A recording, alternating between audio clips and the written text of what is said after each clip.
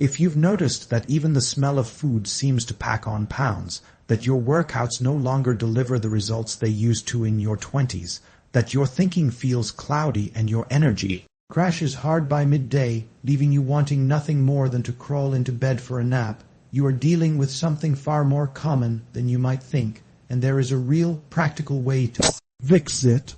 I see this pattern constantly with clients coming through Sculpt by Science, and I watched my own mother go through the exact same thing until her endocrinologist told her science her only two options were a strict keto diet or a Zep-bound prescription. Instead of accepting that as the final word, I decided to build my own approach. I used 5 specific insulin strategies that reversed her prediabetes, a condition that's actually a step worse than plain insulin resistance, and along the way, she dropped 40 pounds and reversed her metabolic syndrome entirely. I'm going to walk you through all 5 of those strategies today, but I'm going to explain them in a way that's far more useful than the vague advice her specialist gave her. None of this is complicated in theory, though putting it into practice will take some real effort. So let's not waste another second and get straight into it. I'm Dr. Michael Diamonds, a licensed physician, a scientist, and a competitive natural bodybuilder. Before we get to strategy number 1, there's a single concept I need you to understand first, because once it clicks, you'll be able to manage your own insulin levels the same way I coach every one of my clients to, no matter what their individual situation looks like. Stay with me here, because this part matters more than people realize. The easiest way to picture insulin is as a storage hormone, but I want you to imagine your entire body as a library. The shelves in that library, where things get placed and organized, represent your muscles, your liver, and your brain. Insulin is the librarian working that library. Glucose, meaning the carbohydrates you eat, represents the books. Every single day, new books arrive whenever you eat, and it's the librarian's job to shelve them properly, sending them off to your liver, your muscles, and your brain so they can actually be used. But here's the problem. When too many books show up all at once, day after day, the librarian becomes overwhelmed, and her default response is to start shoving books under the nearest rug just to keep the room from piling up. That rug represents your fat tissue, and once this pattern takes hold, it keeps compounding. Metabolic disease develops, and a cascade of complications follows that go well beyond what we can cover in one video. What I want to show you instead is exactly how to manage both the books and the librarian on your own terms. So, step number 1 is the toughest to implement, but it's also the most powerful, and if you commit to it, the payoff is significant. It's what I call 120 fasting. Now, you've probably heard of fasting before in some form, but stick with me, because the real value here is in the specific strategy, not just the general idea. Every week, I want you to follow this exact system, a simple on-off pattern, which is really all fasting is at its core. Fasting simply means eating, then not eating. Once a week, you'll do a full 24-hour fast. Say your last meal on Sunday is at 8 in the evening. Then you won't eat again until 8 the following evening. During that stretch, you might be wondering what's actually allowed. The answer is nothing solid, but you can absolutely have sparkling water, black coffee with no sugar and no creamer, plain green tea or matcha, also without sugar or creamer. These options will keep your body in a fasted state while still giving you steady energy, a sense of fullness, and the nutrients you need to function.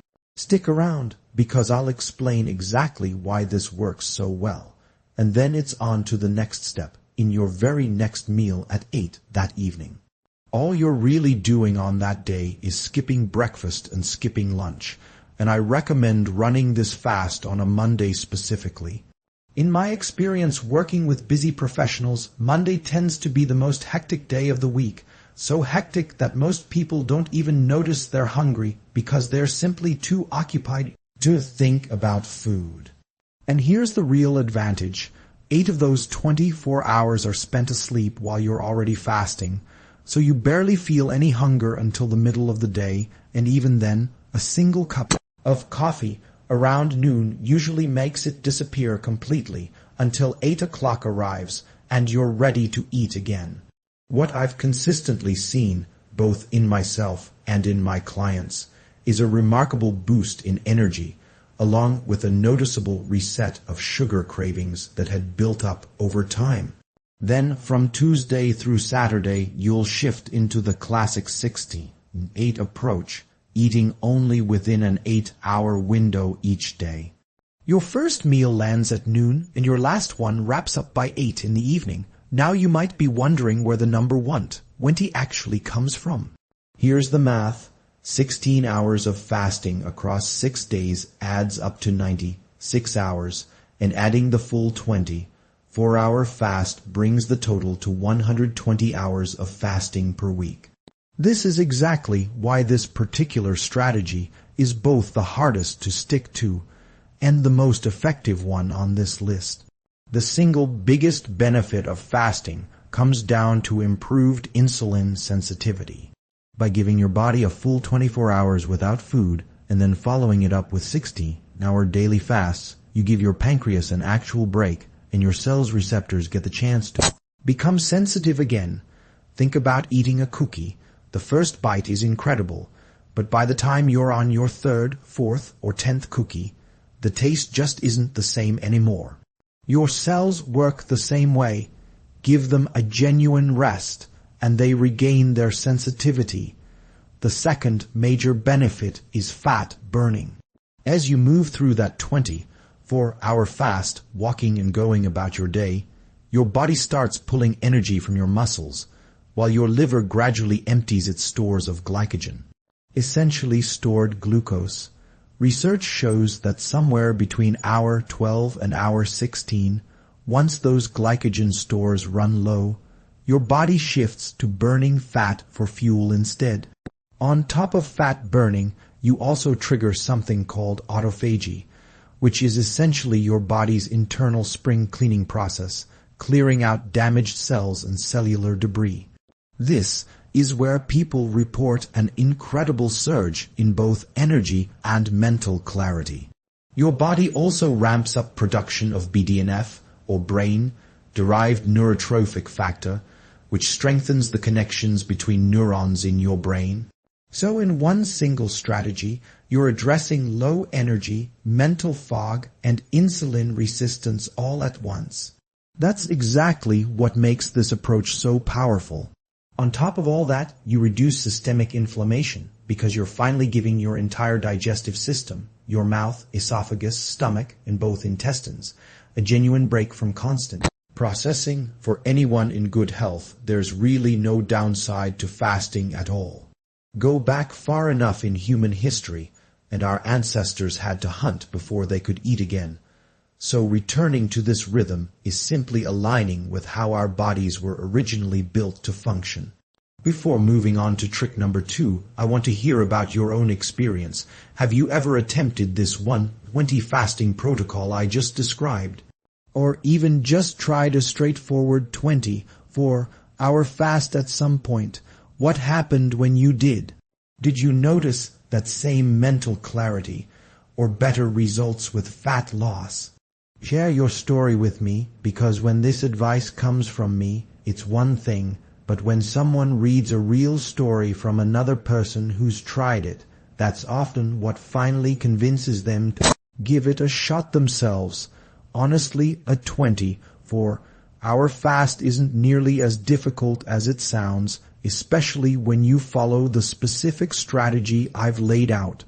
But let's move on to trick number 2, which is walking after meals.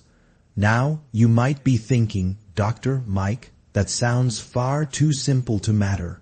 But hear me out, because this is genuinely one of the most powerful tools you have that doesn't rely on insulin at all. Here's why. Walking after a meal uses up glucose without needing insulin to do it. When you walk, your muscles contract and relax repeatedly, and each time that happens, a specific gateway opens up.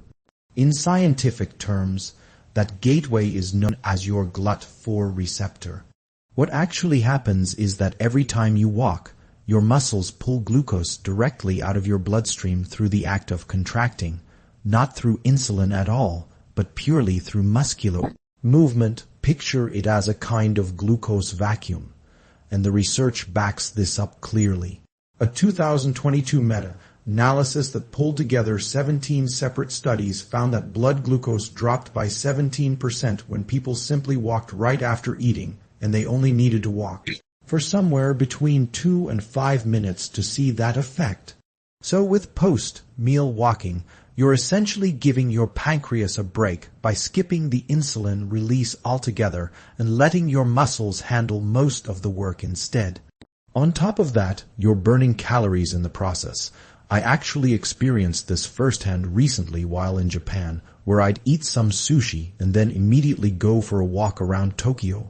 The energy boost was noticeable because you're putting that food straight to work rather than letting it drift through your bloodstream, where it essentially has nowhere useful to go except toward fat storage. There's really no downside to walking for even just 5 minutes. Here's exactly how to apply it. After every major meal, walk for a minimum of 10 minutes, and 20 minutes or more is even better if you can manage it. This way, whatever you just ate gets put directly to use. Both with my clients and in my own life, I've felt a genuine boost in energy from doing this consistently, along with a lighter, less sluggish feeling overall. I've also noticed that fat comes off far more easily when the food I eat gets immediately put to work, rather than left sitting idle. And again, this improves your insulin sensitivity overall, because your liver isn't left having to produce insulin for every single thing you eat. So, post-meal glucose walking is your second strategy. Trick number 3, though, might be the simplest thing on this entire list, and you'll be genuinely surprised by just how effective something this basic can be. I'll show you exactly how this one works using something as ordinary as what's sitting in this cup. This is called the PFC system, and it stands for protein first, fiber second, and carbs last. I like this particular name because PFC also happens to represent the order you should actually eat your food in. To show you exactly how powerful this ordering effect is, Cornell Medical University published a study in the journal Diabetes Care where researchers took 2 separate groups of people with type 2 diabetes. And just so everyone watching understands, insulin resistance exists on a spectrum. On one end, you have insulin sensitivity, which is exactly where you want to be, where food enters your system and your body's internal librarian efficiently puts it exactly where it belongs without delay. That's what being insulin sensitive looks like. When you're young, particularly in your teenage years, your body is remarkably insulin sensitive, which is part of why you could eat so much more back then without gaining weight. Over time, that sensitivity fades, and your body stops responding the same way to food, which is exactly why fat accumulation starts to happen. From there, insulin resistance progresses into prediabetes, and from prediabetes, it can advance into full-blown type 2 diabetes, followed by all the complications that come along with that diagnosis. Now here's what that Cornell study actually did. Both groups of type 2 diabetics ate the exact same meal, identical calories, identical macronutrients, everything matched. The only difference was that the first group ate their food in whatever order felt natural to them, while the second group deliberately ate their protein first, their fiber second, and saved their carbohydrates for last. Researchers then tracked blood glucose levels in both groups and compared the results, and what they found was striking. Within the first 30 minutes after eating the identical meal in a different order, the group that ate protein first showed a 29% reduction in blood glucose, which is a remarkable difference. It's essentially like getting a 30% discount on your bread, your rice, or your pasta, just by changing the order you eat it in. It gets even more interesting from there. After a full hour, that group showed a 37% decrease in blood glucose compared to the group eating randomly. And after 2 hours, the difference still held at 17%. So, all it takes is eating protein first, fiber second, and carbohydrates last to essentially get a significant discount on the glucose impact of your meals. You might be wondering exactly how this works.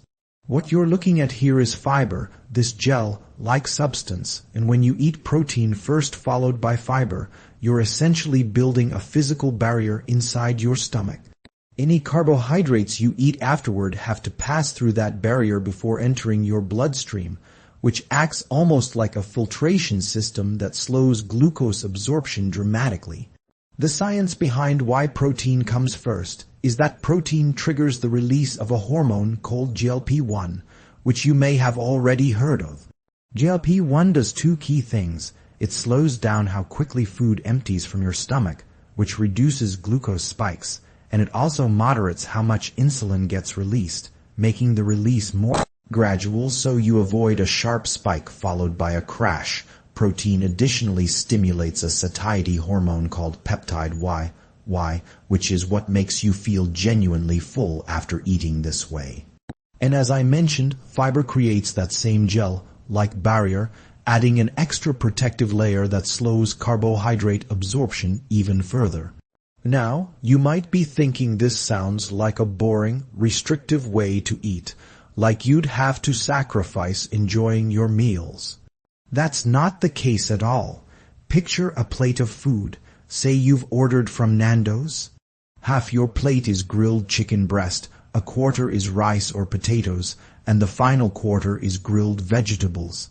All I'm suggesting is that you eat about half of your chicken first, then move on to your vegetables, and only after that do you eat your carbohydrates in whatever order or pace you'd like. Essentially, you're just creating layers in your stomach before the carbs arrive. Eat roughly 50% of your protein, then your fiber, and the rest can follow however you prefer. Doing just this one thing consistently will meaningfully help reverse insulin resistance, and it doesn't require anything dramatic, just a slightly different approach to how you sequence your meals. One that pays off tremendously over time. Before I move into strategy number 4, I want to mention something important. These are the exact small, manageable systems we implement with every client we work with. Most of our clients are busy people who simply don't have the time to dig into blood work, figure out why their energy is low, or understand why their results have stalled, or why their bodies no longer respond the way they used to in their 20s and 30s. They're juggling families, careers, and businesses, and they need real answers without having to become their own researcher. So consider this your invitation. If you're dealing with low energy, you're not sure what's causing it.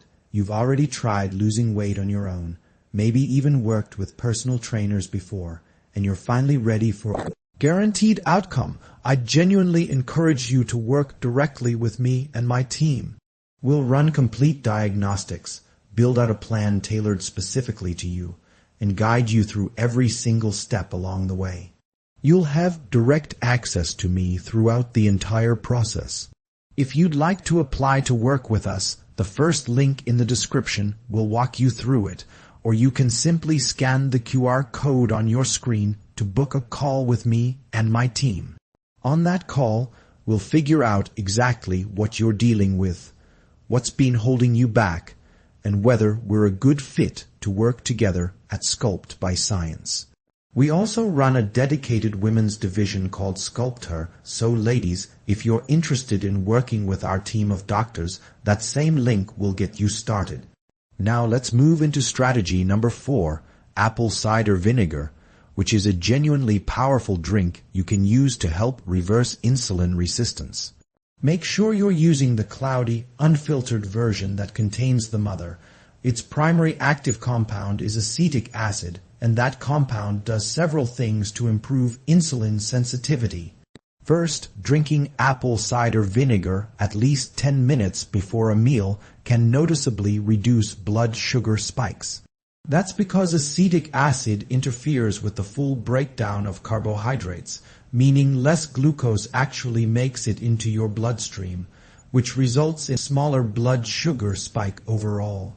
It also slows gastric emptying, similar to what GLP-1 does when triggered by protein, so pairing the PFC eating method with apple cider vinegar beforehand compounds that slowing effect even further. On top of that, apple cider vinegar activates something called AMP, which functions essentially like a metabolic switch. When this switch gets activated, your muscles and other cells become significantly more responsive to insulin, meaning that when you do eat, your body absorbs and processes insulin far more efficiently instead of letting it circulate uselessly in your bloodstream or convert into stored fat. Drinking apple cider vinegar somewhere between 10 and 30 minutes before a meal is genuinely one of the better habits you can build. Here's exactly how you should drink it, though. Never drink it undiluted. It will irritate your esophagus, taste unpleasant, and you'll likely give up after trying it just once or twice. Instead, take 1 tablespoon of apple cider vinegar and dilute it into 1 to 2 full glasses of water, then drink it about 10 minutes before your meal. Over time, you can work your way up to 2 tablespoons if you'd like. And if you're concerned about protecting your tooth enamel, drink it through a straw, but under no circumstances should you drink it straight. There's a substantial body of research supporting apple cider vinegar's role in helping reverse insulin resistance relatively quickly. The 5th and final insulin strategy addresses a mistake I see constantly, and that's late night snacking. More recent research has shown that your body is at its most insulin sensitive in the morning and around midday. That means if you eat a piece of bread earlier in the day, your body is far more likely to fully utilize it as energy, sending it toward your muscles and liver rather than storing it. But eat that exact same piece of bread later in the evening, and instead of being fully used, anywhere from 10 to 50% of it may end up either circulating uselessly in your bloodstream or getting stored as fat. In short, your body handles carbohydrates far better earlier in the day than it does at night. My advice is to schedule the majority of your carbohydrate intake before 3 in the afternoon, ideally around 70% of your total daily carbs, leaving a smaller portion for the evening. You might be wondering exactly how to apply this practically. My next piece of advice is to aim for your last real meal to be around 3 hours before bedtime, following what I call the 10-3-2-1 system. This means your last dose of caffeine should come 10 hours before you go to sleep, giving your body enough time to clear it from your bloodstream so you can actually get quality rest. 3 hours before bed is when you should stop eating entirely.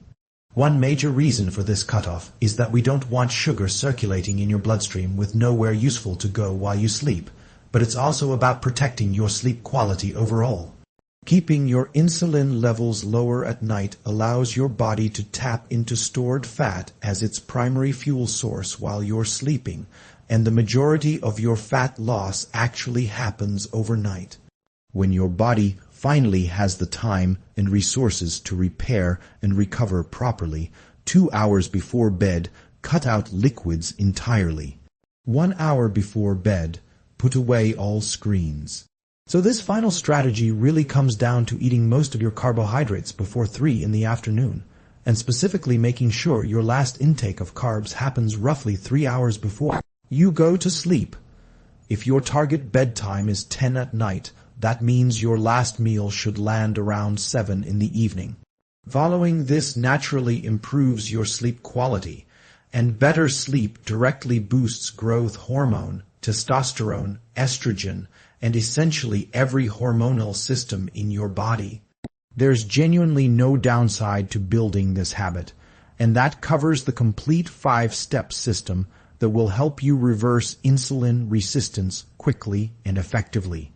Out of these 5 strategies, I'd love to know which one you're planning to try first. Have you ever attempted a full 20, 4-hour fast before.